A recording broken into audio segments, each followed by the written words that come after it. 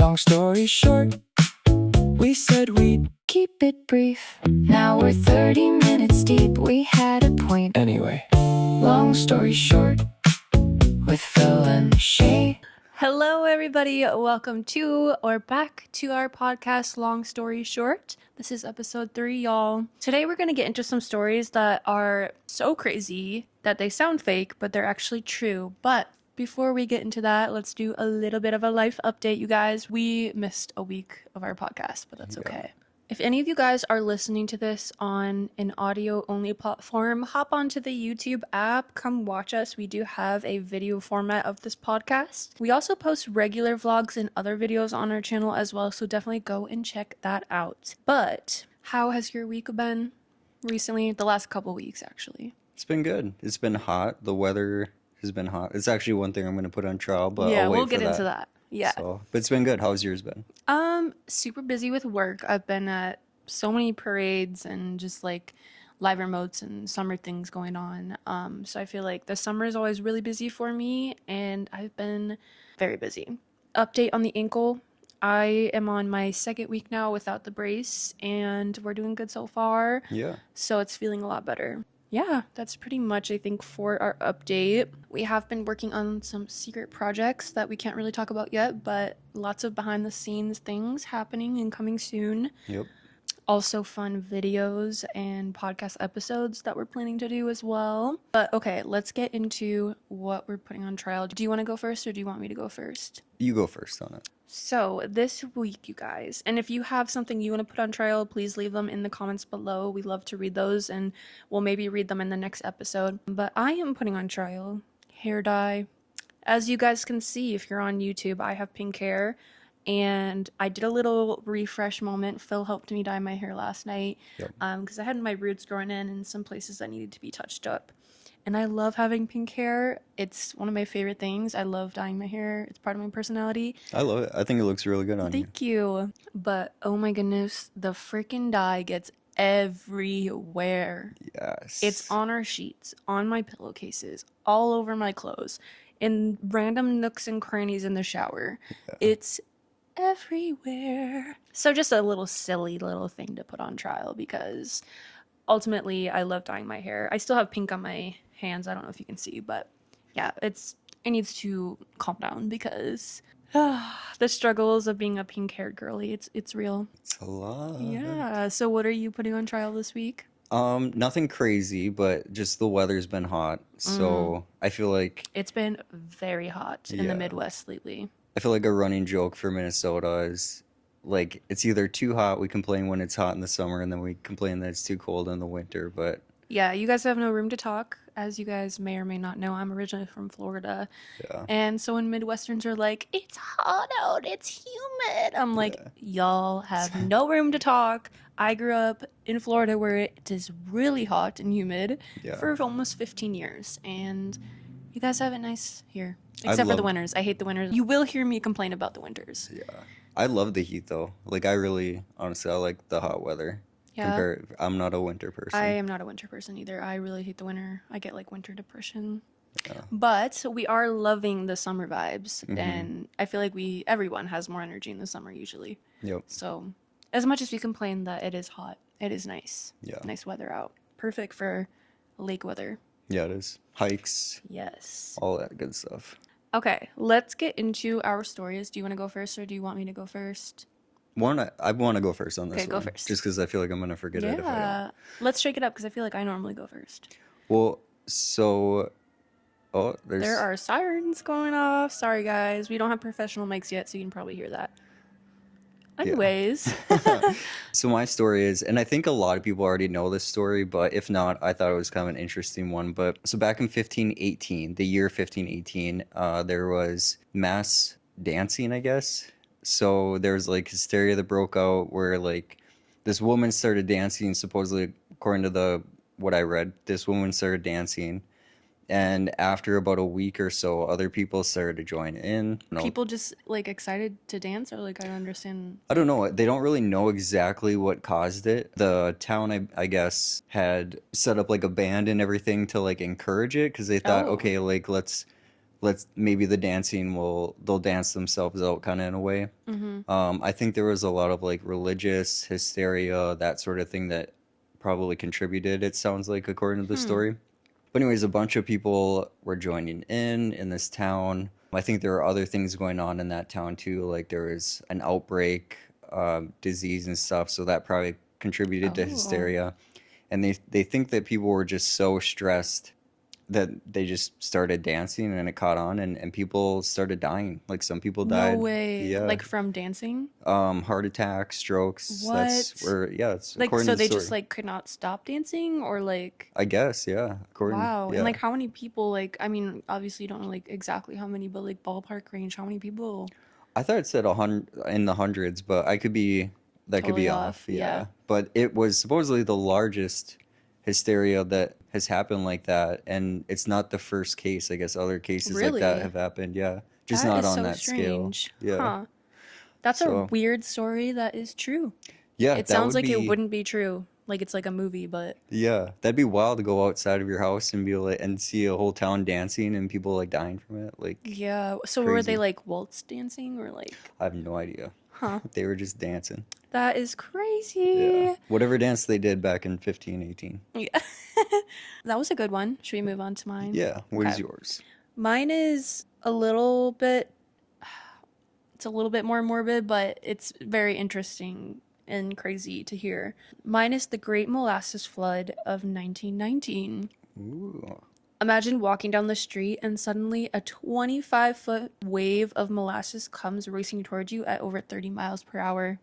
That would be scary. Yeah, like, Sounds like it would be completely made up, but this is a real story, you guys. So let's dig into this. What happened? Let's set the scene, okay? It's January 15th, 1919, north end of Boston. There's a huge storage tank owned by the United States Industrial Alcohol Company. The tank held 2.3 million gallons of molasses. Wow. Molasses was used to make industrial alcohol. But apparently, this wasn't just like a tragic thing that happened. This was kind of a problem waiting to happen. So there are reports allegedly that the tank was already leaking. Kids would go there and literally collect like the dripping molasses and bring it home to their families, Wow. which is kind of crazy. Yeah.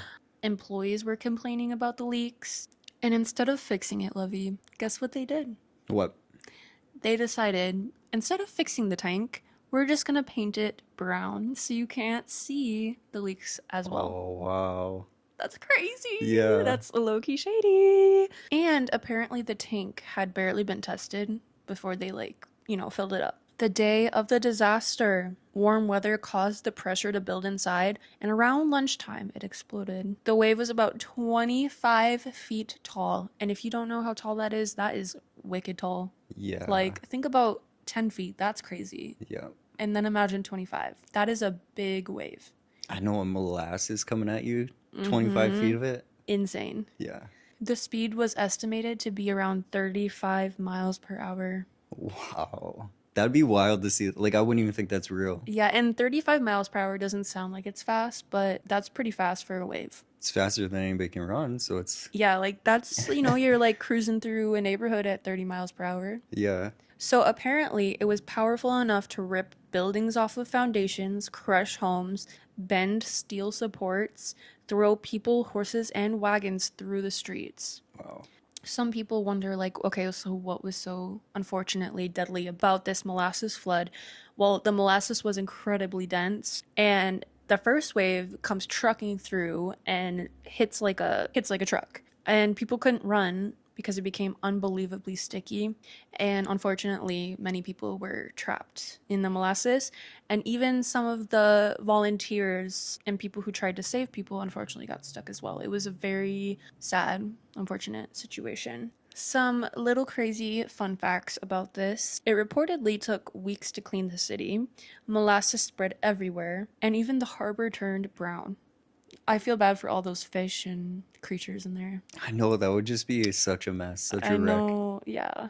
People say that Boston smelled like molasses for months, and some locals still claim that you can smell molasses on hot days, even years afterward. The event helped change engineering regulations and building inspections in the US. And I guess historians still debate today whether it's literally true or more of a local legend that it still smells like molasses. I can't But, picture what, or well, not picture, but imagine what molasses smells like right now. like syrup, right? I don't That's know. what Let I us, kind of yeah, think, but let us know down below. But I'm pretty sure it'd be like really sweet and like syrupy.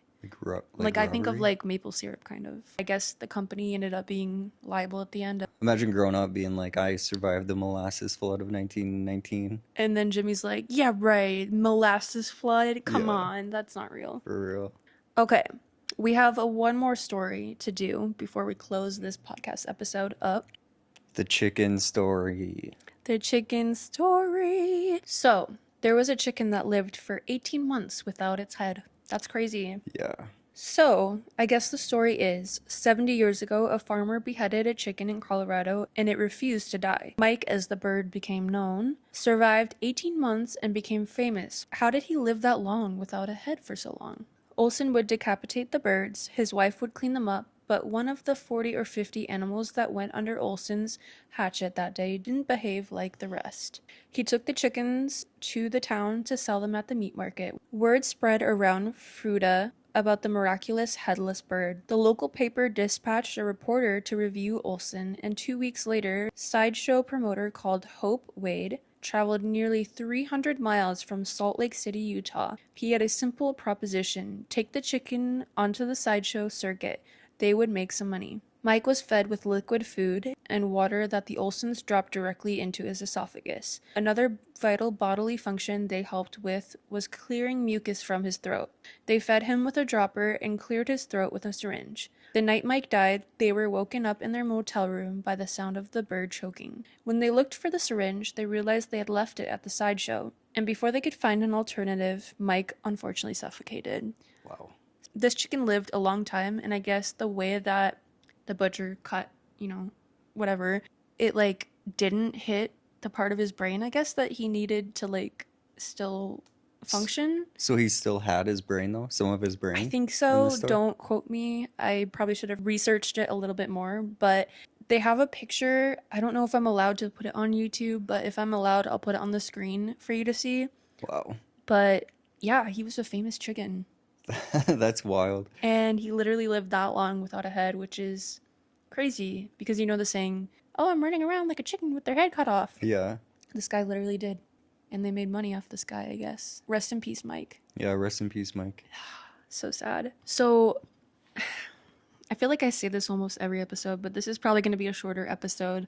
We are planning to film a taste testing type of YouTube video after this. So please turn on the bell. Make sure you guys stay notified when we post so you can see when that video comes out and our other vlogs. We do have a Florida vlog coming out soon as well. So if you thought these stories were interesting, let us know down below. Please also let us know if you have something to put on trial and if you have any episode ideas you'd like to see from us. We have a lot of ideas that we want to share with you guys, but we're always open to your guys' thoughts and feedback.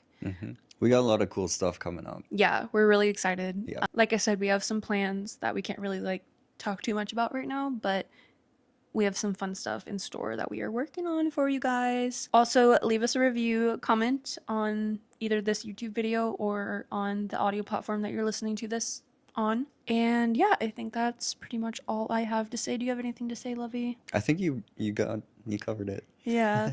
Thank you guys so much for watching or listening to this episode. It really means a lot to us that we get to sit down and just hang out and talk with you guys and get to know you guys more and talk about random things. So yeah, if you like this podcast, subscribe, follow us, do all the things. We're also on TikTok as well, and we will see you guys in our next podcast episode. See you guys. Bye.